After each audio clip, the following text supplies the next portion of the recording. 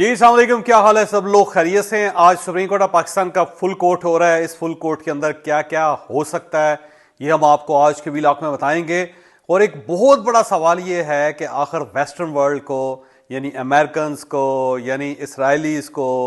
यानी कि ब्रिटिशर्स को, यानी कि कैनेडियंस को, यानी कि ऑस्ट्रेलियन को, आखिर इमरान खान साहब के अंदर इतनी दिलचस्पी क्यों है? ये क्यों चाहते हैं कि इमरान खान साहब को बाहर निकाला जाए और उनको सड़कों के ऊपर मूवमेंट चलाने की इजाज़त दी जाए? अब अमेरिकन के साथ साथ बरतानिया की तरफ से भी एक मुतालबा आ गया है और उन्होंने अपनी गवर्नमेंट को पुश करना शुरू कर दिया है कि जनाब आप पाकिस्तान की आर्म ट्विस्टिंग करके इमरान खान साहब को जेल से बाहर लेकर आएँ। आखिर इमरान खान साहब इतने अहम क्यों हैं और पूरी वेस्टर्न वर्ल्ड के लिए क्यों अहम है, ये भी हम आपको आज के व्लॉग में बताएंगे। लेकिन व्लॉग की तरफ जाने से पहले मेरी आपसे रिक्वेस्ट है कि चैनल को सब्सक्राइब जरूर कीजिएगा और ये जो बेल आइकन है इसको जरूर प्रेस करें ताकि नोटिफिकेशन आपको मिलता रहे। और यही वो सपोर्ट है, यही वो मदद है जो आप हमारी कर सकते हैं।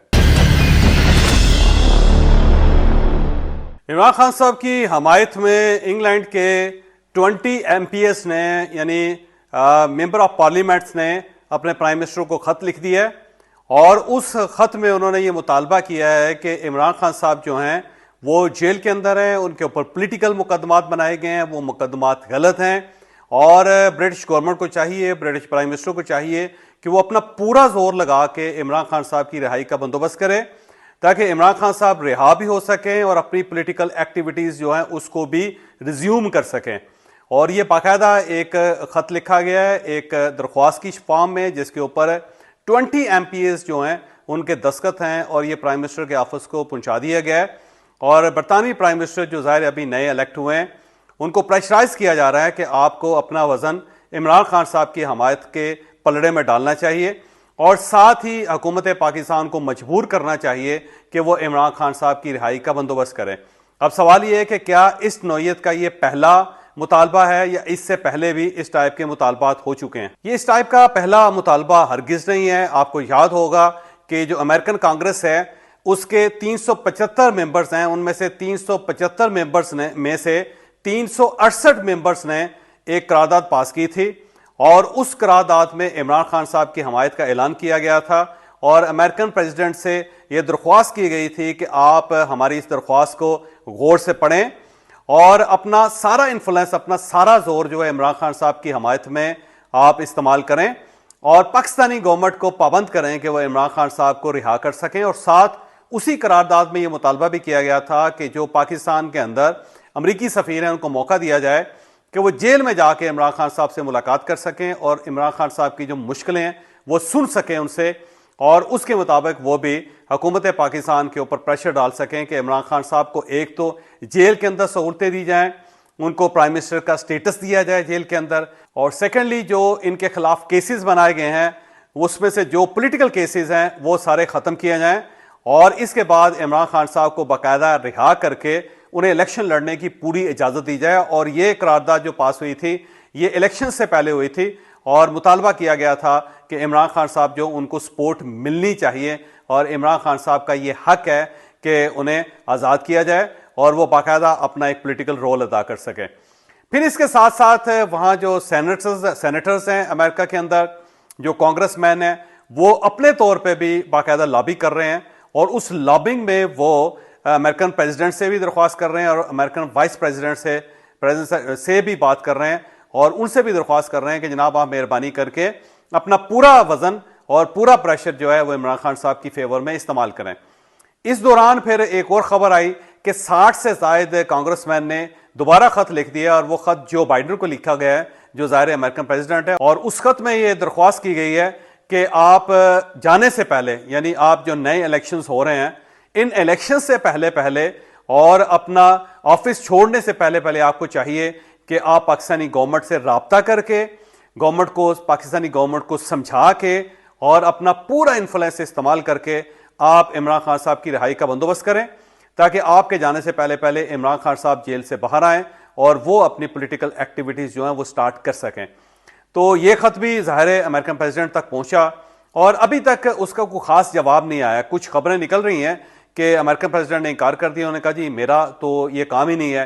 कि मैं किसी दूसरे मुल्क जो है उसके अंदर कुछ सफारती या सियासी मुदाखलत कर सकूं। उनकी तरफ से जवाब हो चुका है। लेकिन इसके बावजूद अभी वो 60 जो सेनेटर हैं, बल्कि 60 से ज्यादा सेनेटर और जो कांग्रेसमैन हैं, वो अभी भी पूरी उम्मीद है कि जो बाइडेन जाने से पहले पहले पाकिस्तानी प्रेसिडेंट को या वो पाकिस्तानी आर्मी चीफ को फोन करके उन्हें ये पाबंद करेंगे कि आप इमरान खान साहब को रिहा करें, और अगर आप इमरान खान साहब को रिहा नहीं करते तो फिर अमेरिका के साथ आपके ताल्लुकात खराब हो जाएंगे। और ये कोशिश की जा रही है कि नए इलेक्शंस जो हो रहे हैं उससे पहले पहले हो जाए, और अगर इलेक्शंस के अंदर डोनाल्ड ट्रंप कामयाब हो जाते हैं तो फिर तो सबका ख्याल ये है कि फिर सत्ते खैरा हैं, फिर वो पाकिस्तान तहरीक इंसाफ के लिए बहुत कुछ करेंगे डोनाल्ड ट्रंप। बल्कि पाकिस्तान तहरीक इंसाफ का ये भी ख्याल है कि अगर इमरान खान साहब चेयरमैन है हमारी पार्टी के, तो डोनाल्ड ट्रंप जो है वो वाइस चेयरमैन साबित होंगे, और वो पूरा जोर लगाएंगे इमरान खान साहब के हक में, पाकिस्तान तहरीक इंसाफ के हक में, और गवर्नमेंट को मजबूर कर देंगे कि अगर आपने हमारे साथ ताल्लुकात बेहतर बनाने हैं, अगर आपने हमसे मिलिट्री एड लेनी है, अगर आपने IMF का नया पैकेज लेना है और IMF की अगली किस्त लेनी है, अगर आप ये चाहते हैं कि आप पाकिस्तान को तन्हाई, सियासी सफारती तन्हाई में ना शामिल कर सकें, ना धकेल सकें, तो फिर आपको हमारी एक शर्त माननी पड़ेगी, और वो शर्त यह है कि आप इमरान खान साहब को रिहा करें। और ये खबर अभी चल रही थी कि उसके साथ ही फिर ये खबर आ गई, और ये इंडियन एक्सप्रेस न्यूज़पेपर है, उसने ये खबर रिलीज की कि 20 MPs जो ब्रिटिश हैं उन्होंने अपने प्राइम मिनिस्टर को खत लिख दिया है और उनसे दरख्वास्त की है कि आप अपना वजन इमरान खान साहब के हक में इस्तेमाल करें। अच्छा, ये सिर्फ मामला सिर्फ यहां तक नहीं है, बल्कि अगर आप पिछले 8 महीने के बाहर के अखबार देखें, इंटरनेशनल अखबार देखें, तो आप ये देख के हैरान रह जाएंगे कि 191 आर्टिकल्स इमरान खान साहब की हमायत में छपे हैं। और ये बड़े बड़े अखबार के अंदर, बड़े बड़े ऑनलाइन अखबार के अंदर, बड़े बड़े फिजिकल अखबार के अंदर, बड़े बड़े मैगजीन्स के अंदर, और बड़े बड़े टेलीविजन शोज और जो मीडिया हाउसेज हैं उनके अंदर ये आर्टिकल छपे हैं, और उसमें इमरान खान साहब की जो मिजरीज हैं, जो जेल के अंदर उनकी सूरत हाल है, वो डिस्कस की गई है। और सिर्फ यहां तक ये मामला नहीं है, बल्कि आप दुनिया के जो बड़े बड़े ट्विटर अकाउंट्स हैं, ट्विटर हैंडल्स हैं, अगर आप उनका मुआयना करें, उनका मुशाहिदा करें, तो आप ये देख के हैरान रह जाएंगे कि वहां पर भी इमरान खान साहब के हक में कंपेन चल रही है, और जो सेलिब्रिटीज हैं पूरी दुनिया के, वो इमरान खान साहब के लिए कोशिश कर रहे हैं, और उनकी पूरी कोशिश है कि अगर आलमी अदालत इंसाफ का दरवाजा भी खटखटाना पड़ता है, अगर पूरी दुनिया के एम्बेसडर्स को भी इकट्ठा करना पड़ता है, अगर पूरी दुनिया के प्रेसिडेंट्स के ऊपर भी जोर लगाया जा सकता है, तो लगा के इमरान खान साहब को रिहा करवाया जाए। अब इमरान खान साहब, इसमें कोई शक नहीं कि पाकिस्तान के बहुत बड़े लीडर हैं और उनकी बड़ी रिस्पेक्ट है पूरे पाकिस्तान में, उनकी पार्टी बड़ी तगड़ी है, और उसने 2024 के इलेक्शंस में बहुत वोट हासिल किए हैं, बल्कि सबसे ज्यादा वोट हासिल किए हैं। और इस वक्त भी मीडिया और सोशल मीडिया के ऊपर इमरान खान साहब की पार्टी बहुत पॉपुलर है, और अगर आज भी इलेक्शन हो जाएं तो इमरान खान साहब यकीनन कामयाब हो जाएंगे, और मैक्सिमम लोग इमरान खान साहब को वोट देंगे। ये एक हकीकत है जिसे बहरहाल हमें तस्लीम करना पड़ेगा कि इमरान खान साहब पॉपुलर हैं पाकिस्तान के अंदर, और पाकिस्तान के अंदर उन्हें पॉपुलर होना भी चाहिए, और सबसे बड़ी जमात है और उनका हक है कि वो अपने केस लड़ सकें, और ये जमात इमरान खान साहब की सपोर्ट कर सकें। और इमरान खान साहब अगर इलेक्शन लड़ते हैं तो इनको वोट देना भी आवाम का हक है, और वोट्स के बाद इमरान खान साहब का गवर्नमेंट बनाना भी इनका हक है। ये सारी हकीकतें हैं जिसको हमें तस्लीम करना पड़ेगा। लेकिन यहां पर एक बहुत बड़ी एक हकीकत यह भी है, और एक बहुत बड़ा सवाल भी है कि आखिर इमरान खान साहब से यूके को क्या हमदर्दी है, आखिर इमरान खान साहब को से अमेरिका को क्या हमदर्दी है, आखिर इमरान खान साहब से उन तमाम इंटरनेशनल जराइद और रसालों को और मैगजीन्स को और अखबारात को और टेलीविजन चैनल्स को और इसके साथ सोशल मीडिया जो वेबसाइट्स हैं उनको क्या हमदर्दी है। आखिर इमरान खान साहब उन सबको इतने महबूब क्यों हैं, वो क्यों ये चाहते हैं कि इमरान खान साहब को जेल से बाहर आना चाहिए और बाहर आके उन्हें एक्टिव एक पॉलिटिकल रोल अदा करना चाहिए। देखिए, क्या पूरी दुनिया के अंदर पाकिस्तान वाहिद मुल्क है, और क्या इमरान खान साहब सबसे बड़े लीडर हैं? और अगर इमरान खान साहब सबसे बड़े लीडर हैं तो फिर एक सवाल यह भी पैदा होता है कि बर्मा की एक लीडर है आंग सान सूची, और वो 21 साल पहले जेल के अंदर रह चुकी हैं, और अब उन्हें दोबारा 2022 में गिरफ्तार कर लिया गया था, और इस वक्त दोबारा उनके ऊपर 27 साल का मुकदमा बना के उनको 27 साल के लिए जेल में फेंक दिया गया, और अभी भी मुकदमा जो उनके ऊपर बन रहे हैं मुसलसल। ये 5वां मुकदमा है आंग सान सूची पे, और वो एक ऐसी खातून है जो 21 साल जेल भुगता चुकी है, और इसके साथ साथ उन्हें अमन का नोबेल प्राइज भी मिला हुआ है। तो एक ऐसी खातून जो पूरी दुनिया में आयरन लेडी कहलाती है, और एक ऐसी खातून जिसके पास नोबेल प्राइज है, और एक ऐसी खातून जिसे पूरी दुनिया पसंद करती है, और यूएन की तरफ से उनके हक में बाकायदा करारदादें पास हुई हैं, और यूएन ये चाहती है कि उन्हें उनका ड्यू राइट मिलना चाहिए। लेकिन ना अमेरिकन कांग्रेसमैन उसके ऊपर बात कर रहे हैं, ना वहां पे 60 कांग्रेसमैन जो बाइडेन को खत लिख रहे हैं, ना वहां पे 378 या 368 उनके कांग्रेसमैन जो हैं वो एक करारदाद पास कर रहे हैं, ना यूके के 20 पार्लियामेंटेरियन या एमपीएस जो हैं वो अपने प्राइम मिनिस्टर को खत लिख रहे हैं, और ना 191 उनके लिए आर्टिकल छप रहे हैं पूरी दुनिया में, और ना ही उनके लिए बहुत बड़ी कंपेन की जा रही है, ना ही बहुत बड़ी लॉबिंग की जा रही है। दूसरे जो लीडर हैं वो बुद्धों के लीडर हैं, और वो इंतहाई मुकद्दस लीडर उनके समझे जाते हैं। दलाई लामा उनका नाम है, और दलाई लामा जो है 75 साल से वो बाहर हैं, और वो चाइना से बाहर हैं, और चाइना ने उन्हें जलावतन करार दे दिया था, और वो 75 साल से ही इंडिया के अंदर पनाह गजीन है। और सिर्फ इंडिया के अंदर पनाह गजीन नहीं है, बल्कि उन्होंने एक जलावतन गवर्नमेंट बना रखी है, और उस गवर्नमेंट को यूएन में भी तस्लीम किया जाता है, और दुनिया के बड़े मुल्क जो है वो भी उस जलावतन हुकूमत को तस्लीम करते हैं। तो वो तिब्बत नहीं जा सके पिछले 75 साल से, और पूरी दुनिया के अंदर जितने भी बुद्ध हैं उन सब के वो मजहबी पेशवा हैं, उन सब के वो इमाम हैं, और लोग उनके पांव की मट्टी निकाल के उसका तावीज बना के अपने गले में डालते हैं, और उनके पास भी नोबेल प्राइज है। लेकिन आज तक ना कांग्रेसमैन ने 368 कांग्रेसमैन ने उनकी हमायत में कोई करारदाद पास की है, ना ही वहां पे 60 कांग्रेसमैन ने अपने प्रेसिडेंट को खत लिखा है, ना ही यूके के 20 एमपीएस ने